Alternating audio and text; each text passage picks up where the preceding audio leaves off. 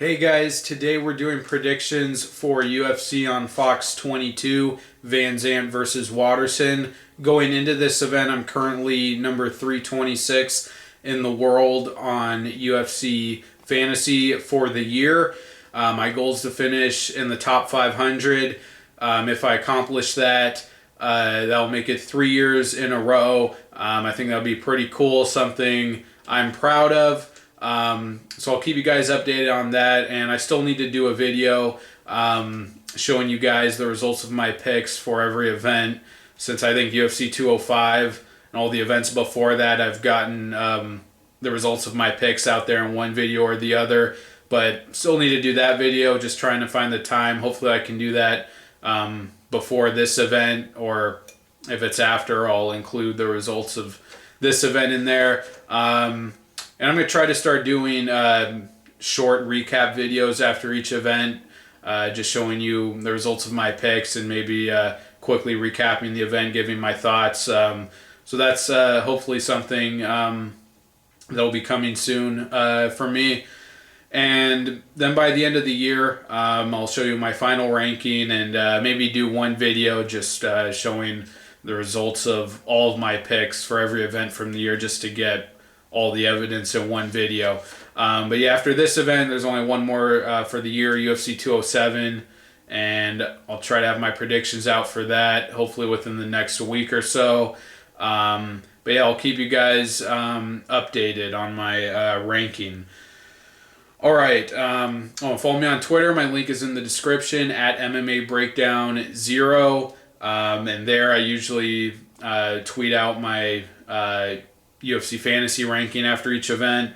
But UFC on Fox 22, I think there are a lot of really good matchups on here, a lot of really competitive matchups, and matchups that I think could really go either way. So I'm expecting a lot of competitive fights, and putting together my predictions and thoughts for this card was a pretty thought-provoking process, top to bottom. So I like the card. I'll just say for a Fox event, I think it's very weak, and these Fox events I think have just been declining and getting worse over the last several of them, and it just feels like a sick cat at this point that needs to bite the dust. I really wish they would just kill this thing off. They try to build up the Fox events to be like a lesser version of the pay-per-view experience, and it's just way too much. They don't need to be on FS1 and Fox and Fight Pass. So I'd really like to see them just move to one platform on free TV, either FS1 or Fox. But yeah, whatever. That's just how I feel about these Fox events. But on Fight Pass at welterweight, Bojan Velickovic versus Sultan Aliev. I'm really not going off of much here.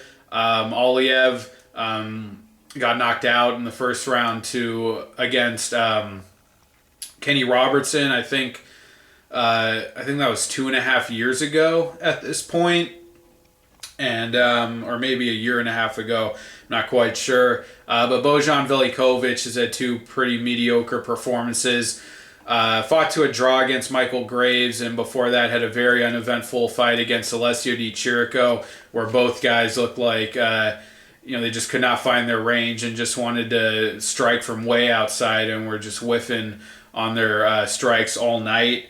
But he did have some decent scrambles and exchanges on the ground against Graves, and initially I was leaning Velickovic just because he had those two fights under his belt where we saw more of his game.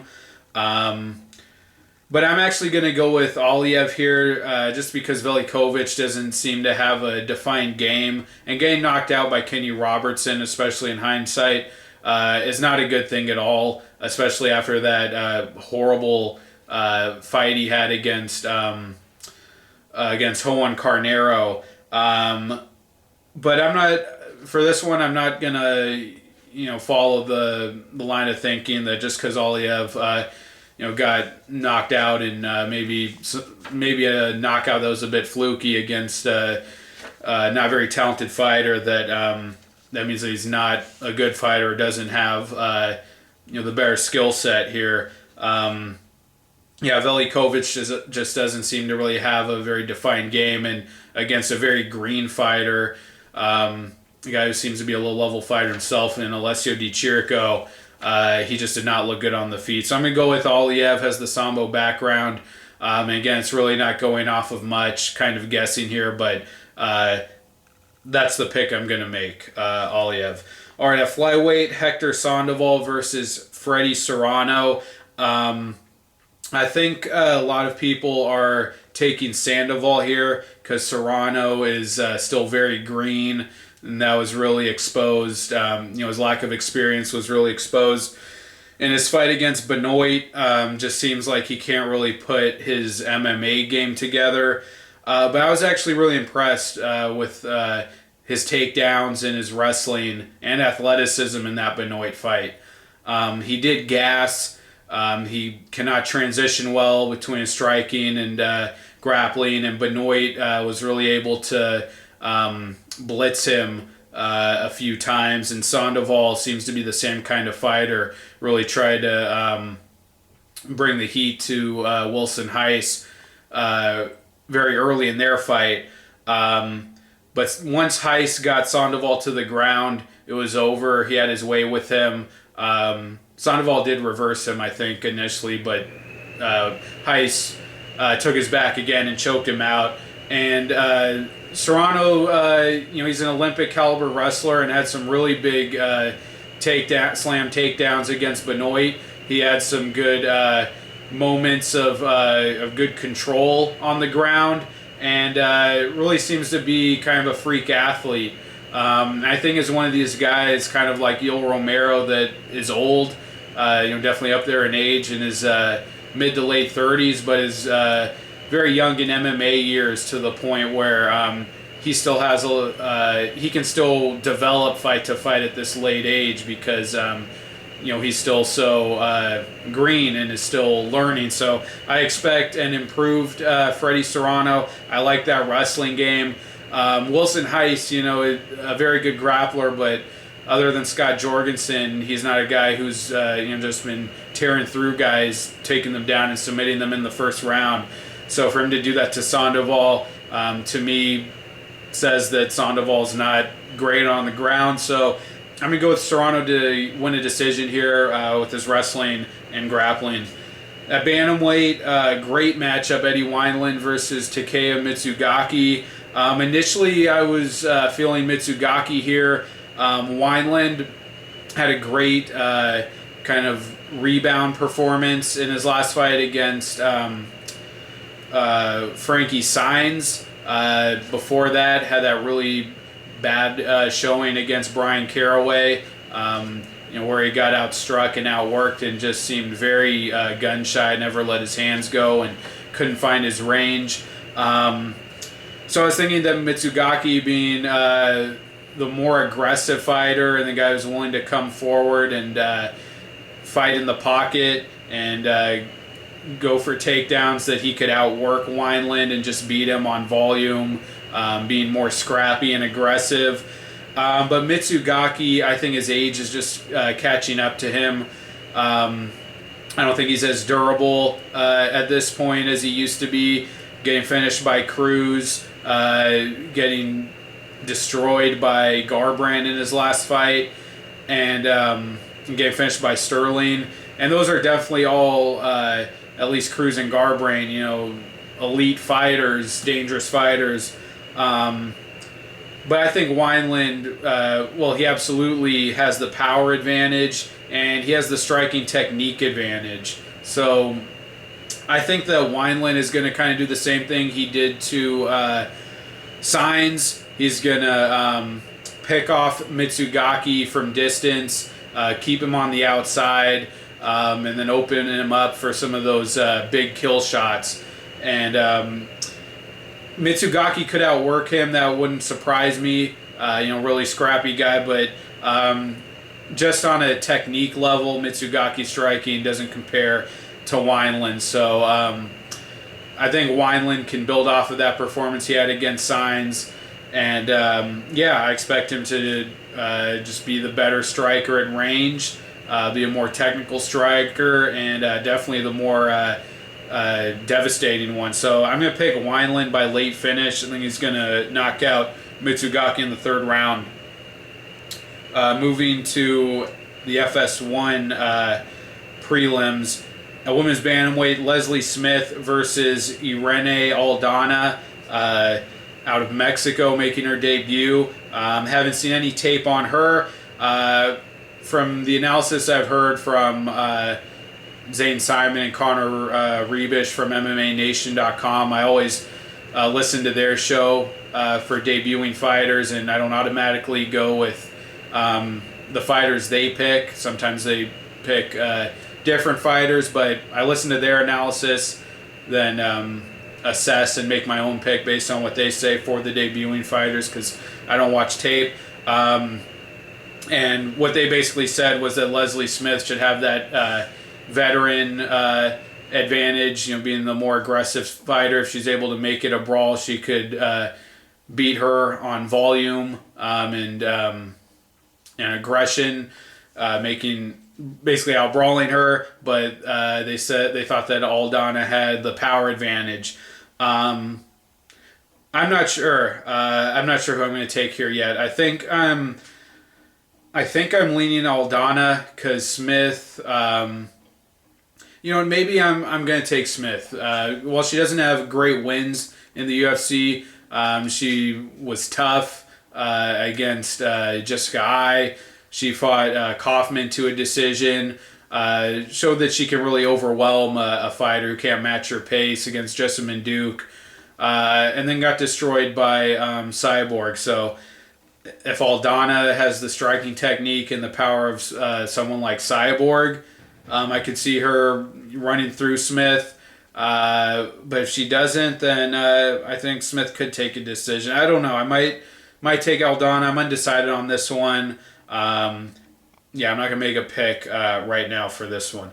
Lightweight, Josh Emmett versus Scott Holtzman. I think this is another competitive fight. So Holtzman, I think, has the more well-rounded game. We've seen his wrestling against Cody Pfister, and he choked out, I think it was a submission win against Anthony Christodoulou. In his striking game, he has a decent striking game as well. Josh Emmett, though, has a pretty unique style of striking, a lot of dynamic movement, and likes to leap in from the outside with big power shots. And I think that more diverse and dynamic striking is going to win him the fight here. If Holtzman can, walk him down, wrestle with him, I could see him winning a decision. But Emmett, to me, looks like the better athlete. Looks like he has more technical striking, and did pretty well against John Tuck in his debut win, although Tuck really came on strong at the end of that fight and kind of had him against the ropes in the third round. He did take that fight on short notice. Holtzman looks pretty decent, but a loss to Dober. His wrestling wasn't good enough against Dober, who's not a great wrestler, and wins over Christodoulou and Pfister. I think Emmett's win over John Tuck on short notice kind of maybe even counts for more than what Holtzman has done, just comparing the level of their opponents. So I'm going to take Emmett. I like that striking style. I think can outbox Holtzman, but I'm interested to see if Holtzman can get him to the ground, mix it up, wrestle him. I think it's a competitive fight, but I'm going to go with Emmett by decision. All right, at welterweight, and this is going to be one of my most confident picks for this card. Welterweight, James Moontasri versus Alex Morono. I don't have much to say. I'm taking Moontasri. I think he's going to knock out Morono and pretty much outclass him. Morono, I think he fought Noak on short notice, but seemed to come in out of shape, and I guess did a good job of basically brawling with him and just coming forward, being relentless. just walking him down on the feet and really making it a dirty fight. But it was not a dominant performance. I thought Noak easily could have won that decision. Noak took his back, I think, at the end of either the second or third round, and seemed to come in kind of out of shape. So I'm not high on Morono. Moontasri has all those unorthodox strikes, the spinning back kicks and spinning back fists, all of that. He's got big power. Not the most accurate striker. Doesn't have the most. Doesn't consistently outstrike guys, but he just has to land the one big kill shot to get guys out of there. So I'm going to take Moontasri. Oliveira couldn't finish him, and I think Moontasri kind of had Oliveira unwilling to strike with him. And Moontasri can't grapple, at least against good grapplers, guys who can wrestle. We saw that against Oliveira, and Kevin Lee just ran over him. But I certainly don't think Morono has that level of wrestling or grappling. So I think Moontasri, I think the fight's going to stay on the feet, and from there Moontasri just has far superior technique, and I think will land one of those unorthodox strikes and knock him out. So I'm going to take Moontasri. I'll say first round knockout. All right, at welterweight, Brian Barberena versus Colby Covington. Another good matchup, but this will be my other most confident pick of the card. I only have two. These are my only two most confident picks.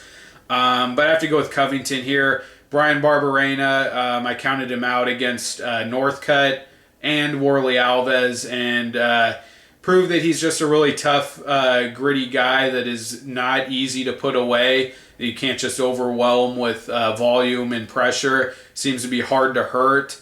But that's, outlasting guys like Warley Alves and Northcutt, who just try to blitz you and then don't have anything after that and gas. That's a very different thing from trying to implement that same kind of war of attrition style against a wrestler like Covington. He's one of the best wrestlers, I think, in all the UFC right now.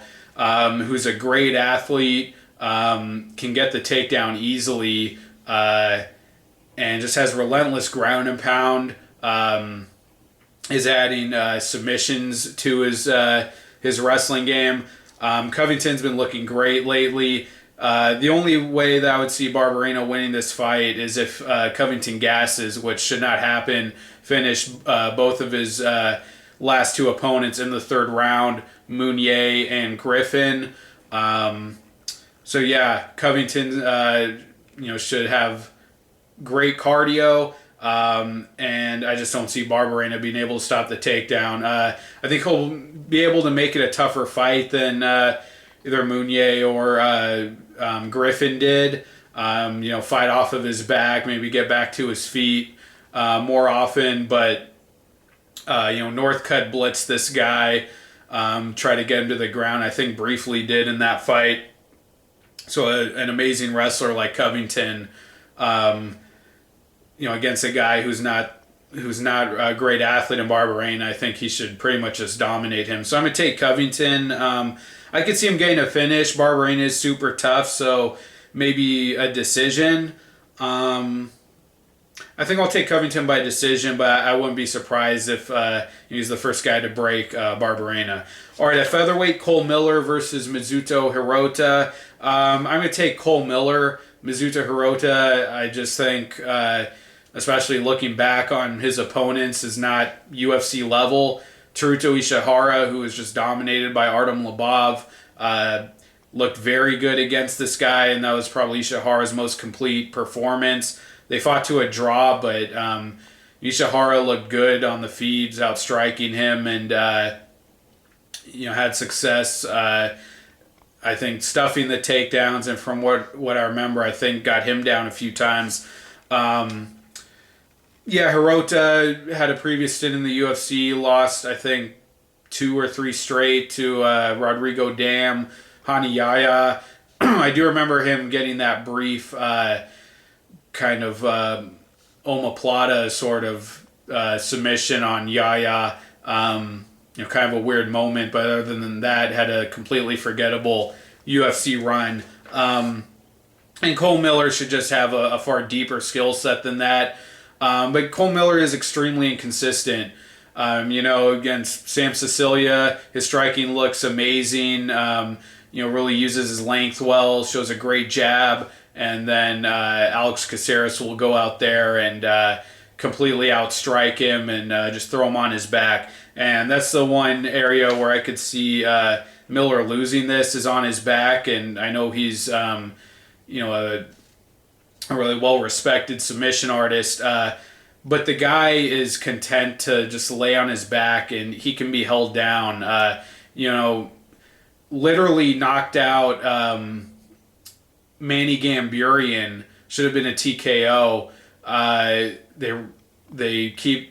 The fight keeps going, and Gamburian out wrestles him to win a decision. Andy Ogle held this guy down on the mat for a round. So if Hirota can press that grappling game, press him against the fence, work that wrestling game, I could see him stealing a decision. That's how he beat his opponents through the UFC road to UFC Japan, whatever that was. He beat guys with wrestling, grappling, but I think that's unlikely. Cole Miller, I think, should just outstrike this guy and probably outgrapple him on the ground. I would expect him to have a physical advantage. Hirota, I don't think, is Gamburian or, maybe better than Andy Ogle. So Miller could lose. Very inconsistent fighter. Sometimes really looks, like he's not interested in the fight, doesn't want to engage, but I'll take him here. I think he just has, he does have the deeper skill set. At light heavyweight, Luis Enrique da Silva versus Paul Craig.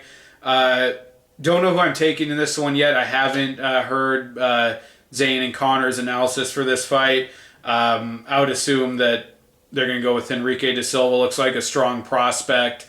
I've enjoyed his last two performances against Jonathan Wilson. Was getting outstruck early, and Wilson pushed a higher pace early, but da Silva was able to withstand that. And then he had the bear gas tank down the stretch. He overwhelmed Wilson, got him he hurt him, I think, on the feet, and then finished him off with ground and pound. And then his fight against Joachim Christensen, I think, again, hurt him on the feet and finished him off with a nice armbar on the ground. So looks like he's dangerous on the feet and on the ground.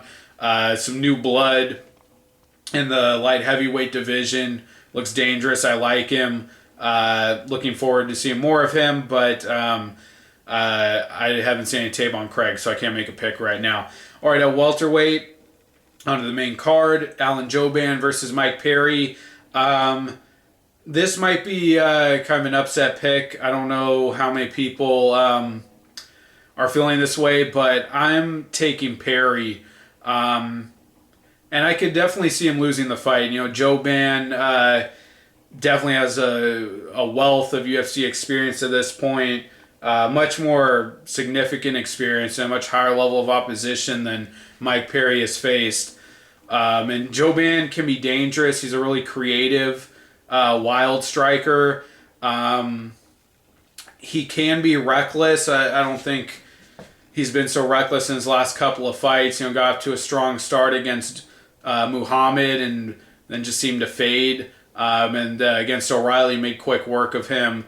But Jouban is hittable. Going to that third round against Muhammad and just getting creamed in that third round around the possibly could have been a 10-8. That's not good, especially considering Muhammad's recent loss to Vicente Luque. Getting put out in the first round and then couldn't even finish Augusto Montano until the third round. So Muhammad's not a great fighter at the UFC level, and he had a lot of success against Jouban. Against what was the Dagestani fighter at welterweight, Tumanov. Totally outclassed Jouban on the feet. Found openings for the brief amount of time that fight lasted, and Jouban couldn't touch him. He put him out. And against Matt Dwyer, a guy who's not gone on to have any success in the UFC, Jouban got into a really reckless brawl with him. Was stunned several times and seemed to have pretty sloppy striking. I think that's really going to cost him here against Perry, who is has a lot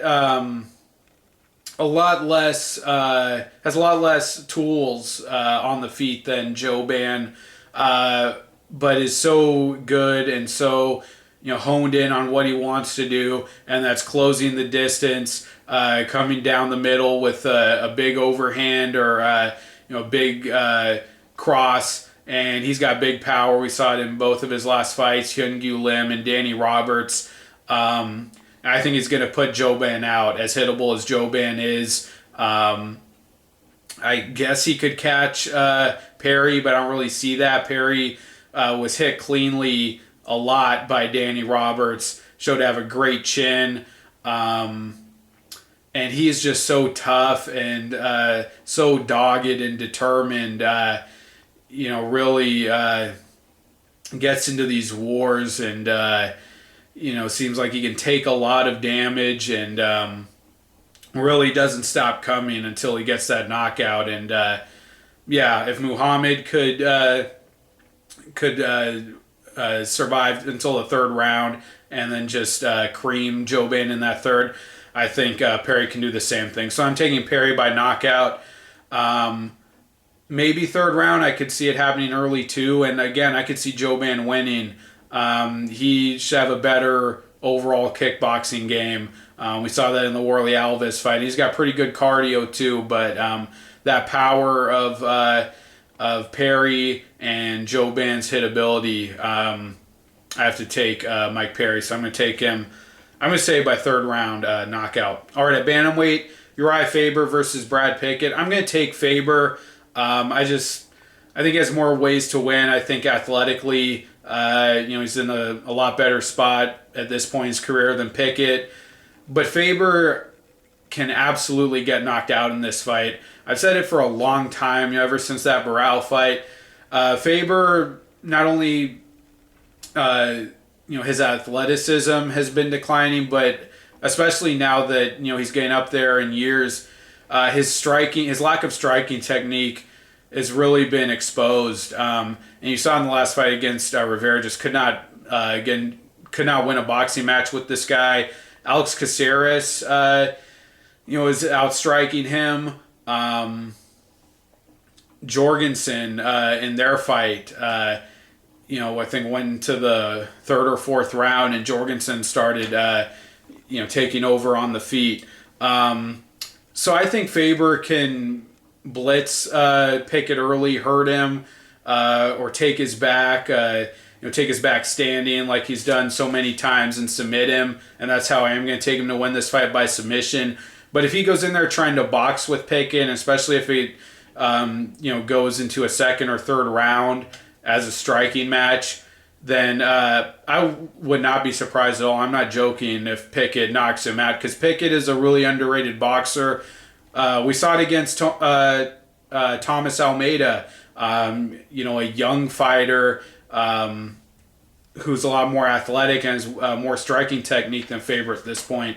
But Faber's been fighting higher level competition, Dominic Cruz, even, good rising prospects like Rivera, Frankie Edgar. If Frankie Edgar couldn't do much to him, and if he, at least in the first round, really put forth a good effort against Cruz, if he can bring that kind of effort against Pickett, I think he can probably get him down and submit him.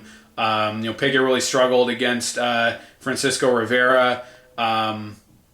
So yeah, I'm going to take Faber, but I think he's got to get it done by submission. He's really got to force it early, because Pickett is a good boxer. He's got power, and he's got a chin himself. So yeah, I don't like Faber's chances boxing with him, but I think he can probably create a scramble or blitz him early, hurt him, and submit him off of a knockdown or something like that before this turns into just kind of a straightforward boxing match. All right, a welterweight stage, Northcutt versus Mickey Gall. I really like this matchup. I'm not a fan of Northcutt. I think he doesn't belong in the UFC at all right now. He can absolutely win this fight. Mickey Gall, his striking game and even his grappling game, just because of the level of his opposition, his entire MMA skill set is pretty much untested at this point. And yeah, Northcutt has fought more legitimate guys than Mickey Gall has faced, obviously. So I could see him blitzing Gall and just overwhelming him with volume, power, and even just aggression and technique right out of the gate. But Gall, I think, is a way better grappler than Northcutt, even if he's only submitted Mike Jackson and CM Punk. Northcutt, to me, just looks like a complete novice on the ground. I mean, I don't know why no one talked about this. In that Enrique Marin fight, where he nearly got submitted again, the sequence leading up to that armbar looked identical to the Brian Barberena fight. He does this thing where he's flat on his back, and he gave Enrique Marin an eternity to set up that armbar, and you could see that thing coming from a mile away. And once he actually stepped over the head before he sat back on the armbar, from that point, Northcutt gave him an eternity to sit there in that position, and he didn't try to turn or escape or anything. He's just flat on his back. To me, he looks like a guy who quits on the ground. And yeah, he survived the submission, and everyone made that out to be like some great redemptive thing because he had gotten submitted by Barberena. But I thought the fact that he just got himself into that position for a second time was a real blemish on his game, especially his ground game. So I think Gall's going to get him to the ground. I shouldn't say that anything he did against Punk is is comparable to that's going to transfer over to Northcutt, but he seemed to have a decent shot against Gall, and again, I know that means nothing, but I think he can get Northcutt to the ground, and from there, I expect him to absolutely destroy Northcutt. I think he's going to put big ground and pound on him and submit him. And again, Northcutt just looks like he quits on the ground. Northcutt fights with a lot of confidence early, and again, I could see him just blitzing him and knocking him out, getting TKO early. Could be the case that Gall's striking defense is just horrible. But Gall, to me, looks like a guy who doesn't break, whereas Northcutt, if he can't get you out of there, he absolutely, breaks. And, almost getting finished and getting held up against the fence by Enrique Marin, a guy who couldn't get anything done against Eric Montano, is not a good thing. So I'm going to take Gall. I think he's going to weather that early storm, get him to the ground, and probably soften him up with some punches and then submit him. So I'm taking Gall by submission, but yeah, absolutely. Gall is, based on the level of his opposition, is completely unproven at this level, and Northcutt could absolutely just roll over him, but I think Gall will get to the ground. All right, and then the main event, women's strawweight, Paige Vanzant versus Michelle Waterson. I watched a lot of tape on Waterson trying to come up with a good prediction here. Initially, I was thinking that this could be the Rose Namajunas fight, a repeat of that. but to a lesser extent.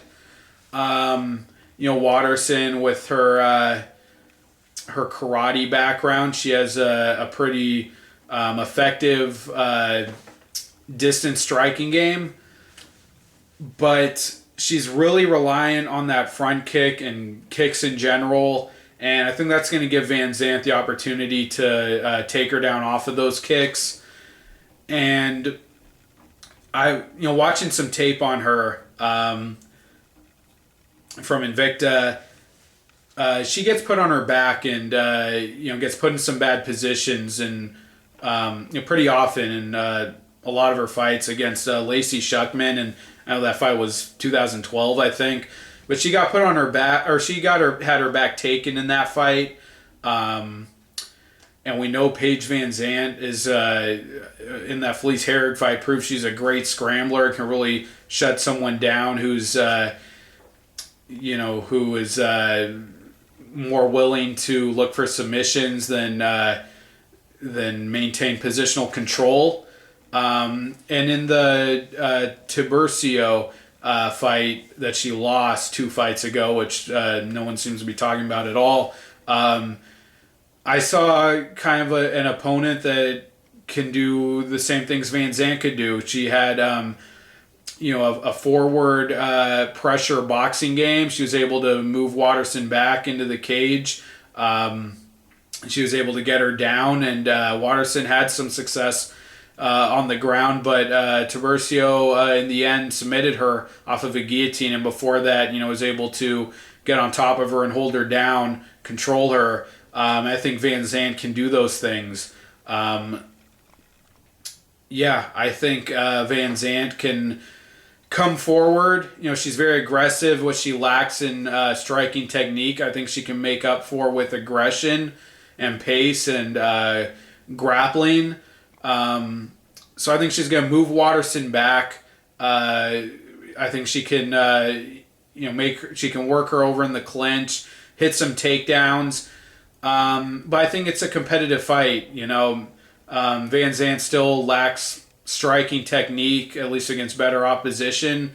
And if she fights the way she does in the Beck Rawlings fight, where she's really sitting on the outside and trying to pull off these low percentage, unorthodox, tornado kicks or, whatever, that I think is absolutely going to backfire on her. She cannot strike with Waterson at range, but if she is really aggressive the way she was in the Kylan Curran fight or Alex Chambers, where she just comes forward, throws a lot of volume and tries to push Waterson back into the cage, I think she can try to work her down to the ground. And on the ground, that's another thing. Waterson really loves to go for arm bars and doesn't finish them. And even in that Angela Magana fight, that was not a flawless fight. Magana was another opponent who was able to just blitz her, run her into the fence. She got her down. In that first round, I think also in the second or third round, and she had an armbar in that first round. Magana did. It was pretty tight, and Waterson had some armbar attempts in that fight as well. I think too, but Waterson gets that armbar a lot and doesn't finish it. And I think if she really looks to play that submission game with Vanzant. Again, that Herrig fight, I think Vanzant showed that she can really maintain top position and scrambles, and she's hard to submit. Rose did it, but I mean that's a different story. So I think I'm going to take Vanzant. I think she can win by decision. I think she can have the better cardio down the stretch and win by TKO in the later rounds. So yeah, I'm going to take Vanzant, but again, I think it's a very competitive fight, and I'm really just interested to see if Vanzant can close that distance. Because if she can't, then yeah, I would say Waterson has a big advantage, can probably light her up at range and probably finish her fairly quickly. But again, that Magana fight, Magana is not a very good fighter, and the finish didn't come until the third round, and I think Waterson really had a physical advantage in that fight. And by the way, Tiburcio, who finished her and was able to drive her back and get takedowns, I think she was shorter, an inch shorter than Waterson, and Vanzant, I think, is an inch taller, so it might be a bit of a size advantage for Vanzant in this fight. So yeah, to sum it all up, I'm going to take Vanzant, but she's going to have to be aggressive in this fight, and she cannot play that patient striking game, and she's going to have to get it to the ground. But I think it will be a dogfight. It will be competitive.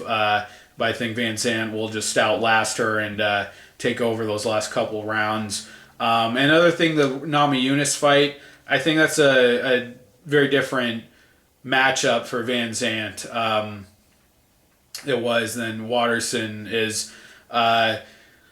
Namajunas has a lot more dynamic movement. She's more fluid, I think, with her strikes, and just throws a lot more volume than Waterson does, and Waterson doesn't use nearly as many angles. Just doesn't have as dynamic a striking game. She pretty much just relies on that front kick and that karate style of striking.